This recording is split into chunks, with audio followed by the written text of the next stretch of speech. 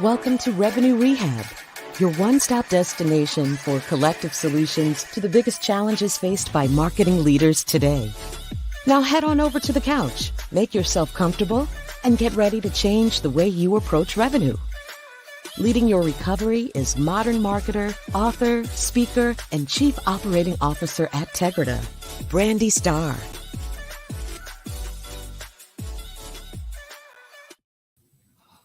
Hello, everyone, and welcome to episode 3 of Revenue Rehab. I am your host, Brandi Starr. Last week, I had the pleasure of talking to Andrea.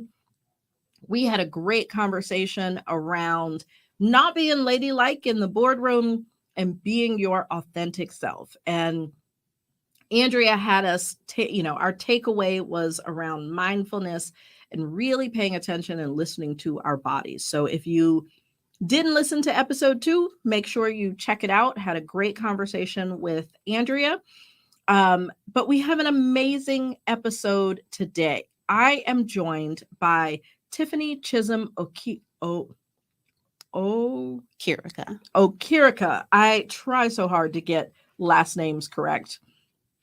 Tiffany is the founder and CEO of Skyspace Global, a marketing technology firm launched in 2018. She is an award-winning marketing technology leader, focusing on leadership, marketing automation, implementation, integrations, and migrations for enterprise and mid-market organizations. Having over 10 years in the space, she is a leader that has watched technology and marketing evolve and serves as a thought leader in the space. Her most recent accomplishments include being named Forbes Next 1000 by Forbes Inc. in December of 2021, which showcases a list of 1,000 entrepreneurs, pre-revenue startups, and self-funded shops in every region of the country. She is also included as a 2021 honoree in the Network Journal as the top 25 influential Black women in business. Tiffany, welcome to Revenue Rehab. Your session begins now. Thanks for having me, Brandi. I am excited to talk to you. Congratulations on the Forbes Next 1000 list. That is impressive. Thank you. So, Tiffany, on Revenue Rehab, I like to break the ice with a little woo-saw moment that I like to call buzzword banishment. So, tell me, what industry buzzword would you like to get rid of forever? Okay, don't kill me when I say this, but digital marketing. Yes, I can't believe digital marketing is going into the buzzword banishment box. So, given that we are both in digital marketing related fields, why that buzzword? I think it's just overly used and probably not properly used. Just in terms of if you ask people what they do, everyone says digital marketing, and all digital marketing is not created equal. This is true. It has become that generic term to reference almost any sort of marketing that's done with technology is called digital marketing, when that's not necessarily the truth. So, okay, now that we've gotten that off our chest, I still can't believe that we are putting digital marketing into the buzzword banishment box, but in it goes. Lock the box, throw it away. So now that we've gotten that off our chest, Tiffany, tell me, what brings you to Revenue Rehab today? I thought we'd talk about change management and probably that resistance to change. There are so many people. I am one that loves change, which I know I'm an oddball in many ways, but that is one of them. But most people are not like me. So I believe in setting intentions. It keeps us focused, and it gives our audience an understanding of what they should expect from today's session. So what do you want people to take away as we talk about change management? Probably just understanding how to avoid that resistance to change overall within an organization. Okay, so let's jump right in. My first question, I know, you and I have been in this industry for a long time, and going through implementation and migration projects can get interesting. Oh, yeah. So any examples of situations you've been in projects you've had to lead where you've had to deal with people who were severely resistant to change? I wouldn't necessarily say projects overall, but I would say more so processes, either with leadership changing, as well as just processes as well. Okay. And why do you think the resistance to change exists? I think it's more so a lack of communication with the people that who are involved with that change in itself. Uh, Okay. So the people who are making the decisions you don't feel are fully communicating with those that the change is impacting. that's correct. I think a lot of times people are either thrown that change and it's at the last minute when people are understanding that the change is actually happening. They weren't involved in the planning, they weren't involved in the implementation, and it's at that moment it's like we're changing this, and that's kind of what it is. So That makes me think of an example. This was probably 4-ish years ago. I was doing a marketing automation implementation, and the first step for us is we do a kickoff call. We invite everybody who's going to be a part of the project to that call. We go through, here's what the scope is, the timeline, the expectations, the first steps, like really level setting with everyone around this is what this project's going to look like. And I had the VP of marketing, who I had been talking to through the sales process. I had been working with their sales rep at the marketing automation platform, and the 2 marketing managers. And so we go in and, I'm talking about my timeline. I got my whole spiel, and we took a break, and the VP stepped out, went to the bathroom. And before I could go to the restroom, one of the marketing managers pulled me aside and said, "Could you show us the product?" And I was like, "Come again?" Like, what's happening here? And he was like, "We're starting implementation and we've never even seen the technology. We don't know if it meets our needs. We know nothing about it other than we bought it." And I think that is a perfect example of where things are not communicated. Yeah. Because they were super resistant to, everything that we needed to do because they were not bought in and they were the ones who had to use it. Yep, exactly. So, given that our audience is primarily, CMOs and head of marketing, why do you think situations like this happen? Because it's not an isolated incident. It's probably the worst, but not isolated. Why do you think that happens? Primarily, it's just a lack of communication overall, as well as that understanding and helping teams understand why the change is actually happening.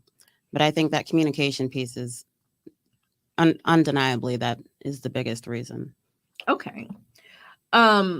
I've also seen scenarios where those who are a part of the decision committee also are change resistant. Have you seen that? Why do you think that happens? I see it sometimes, but as far as the actual committee, the people involved, I think it's more so it's either they think the old way is already working, so they're not understanding why the change needs to happen in itself at all. So I think if the people who are part of that committee are resistant to it, that's usually the reason why they don't agree with the change. Okay, so it sounds like what's necessary in order to be effective is first someone who is going to kind of own the driving of what the business case is within the group that makes the decision. And then beyond that, making sure that the right people are brought in and that communication is happening. Correct. Okay. So what do you generally recommend? Like, do you have a process or a formula, or what advice would you give for those who are, they themselves resistant to change or are dealing with people who are resistant to change? So I think generally it's a 4-step process when it comes to change management. And it's number one, making sure that the organization understands that change. Number two, once that understanding comes into fruition, it's being able to plan that change and include everyone who that change is going to affect. I think that's a good starting point. Number three, implementation. So implementing that change in itself. And again, making sure that everyone the change affects, they're involved with the implementation, either from, the top down. And number four is that communication piece should actually be last when the change is actually implemented. Okay. So we want to start with making sure that everyone is aware why this is happening. Yep. We want to plan for what the change is going to be and make sure we have all the right people included. We want to actually make the change and then do further communication. That is correct. Okay. I like that. So one of the things that come to mind, like if I think about situations that I've been in where I have had one or more people who are resistant to change, there is also a component there that is a little more internal to the person that I don't know that anyone really addresses. And so what I mean by that is, again, using, migrating marketing automation platforms as an example. One of the things that I've seen why some people are resistant is staying on their old system, the system that they are an expert in, makes them feel like there's some job security, that they are the go-to, they are the person that, knows the platform inside and out. Likewise, I have also seen people push for certain technologies because they felt like that gave them a leg up in being able to move to another organization, that they could command more money somewhere else, or there were a lot more jobs using a particular technology. And so in some cases, you have those blockers of change that are really not blocking because they don't understand why change is happening or that communication's not there, but that they have some personal reason why this change or why they believe that this change is not good for them. How have you seen that? How have you dealt with that? I've actually seen that a lot. And I think a lot of times it's providing that training if they are doing a migration, or I've seen migrations happening, but it's also ensuring that the team that's already in place, that they do that training for the new platform. If they are migrating to a new platform, I think that's usually the best way to do it, is just making sure that the team is trained on that new platform and it's not a rip and replace. Because a lot of times with marketing automation, those skills are transferable when you think about it. So. Yes. I mean, I would agree, but I have seen people that have, I had a situation where I was recommending to the CMO that they migrate platforms. Okay. Because what they were on just really wasn't working. And we do a lot of stakeholder interviews just to, give people a one-on-one channel to be able to, express whatever. I don't want to change and she was near retirement age, because I am too old to be learning something new. And so she very much was like, yeah, I'm not. And I've run into that multiple times. And that's just one example. It's not always like an age thing. I've had people doing the opposite, where they're adamant that we need to get this thing because that's what's hot in the marketplace. And they know that with that skill set on their resume, it looks great. So what I would say is, when we talking about our challenges is really only the first step. Oh, yeah. Like if, we're talking about change, but if nothing changes, then nothing changes. Right. And so what I would like to have you share is with our audience, what are your key takeaways for, the heads of marketing that are listening to this podcast around change management? And then what is the one thing? We always like to give our listeners one thing that they can do, as immediately as possible to be better in this area. Yeah. So one key takeaway I would say is communicate. And I think the best way to manage just overall change in itself is understanding that change is not necessarily always a rip and replace method. It's more so a method of improvement. So we have to look at change as a process of improving upon either the strategies, the methods, the technology that's already in place, and then more so just look at it as, just more so just from an improvement standpoint. Okay. And so what's your one thing that everybody listening can do to move the needle and be more of an agent to change as opposed to resisting change?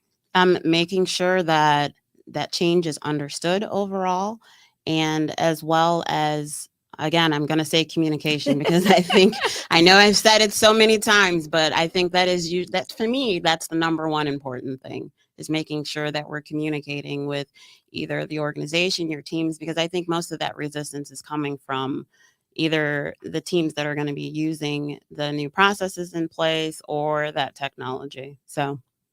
Awesome. Well, Tiffany, I have enjoyed our discussion, but that's our time for today. Okay. Thank you so much for joining me, and thank you everyone for joining us today. I hope that you've enjoyed our conversation with Tiffany. Tiffany, where can guests find you if they want to keep in touch? You can actually follow me on Instagram or Twitter at Tiffany31_31, as well as on LinkedIn. Awesome. Well, I can't believe we are at the end already. Thanks everyone for joining us, and we will see you next time. Thank you.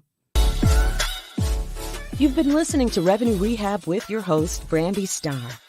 Your session is now over, but the learning has just begun. Join our mailing list and catch up on all our shows at revenuerehab.live. We're also on Twitter and Instagram at Revenue Rehab. This concludes this week's session. We'll see you next week.